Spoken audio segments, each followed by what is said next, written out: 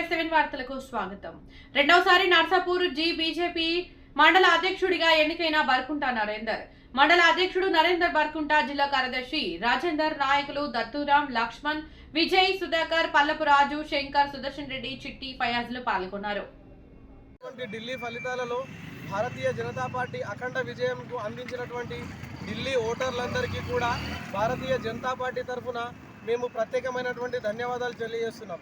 2014లో ప్రారంభమైనటువంటి నరేంద్ర మోడీ గారి యొక్క ప్రస్థానం మూడోసారి ప్రధానిగా ఇప్పుడు మొన్న జరిగినటువంటి ఢిల్లీ ఫలితాలలో కూడా దాదాపు 48 సీట్లలో విజయం సాధించి ఢిల్లీ పీఠం కైవసం చేసుకోవడం జరిగింది.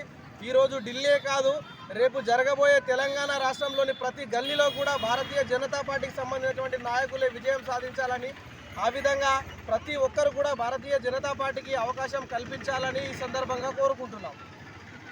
చాలా బాగుంది.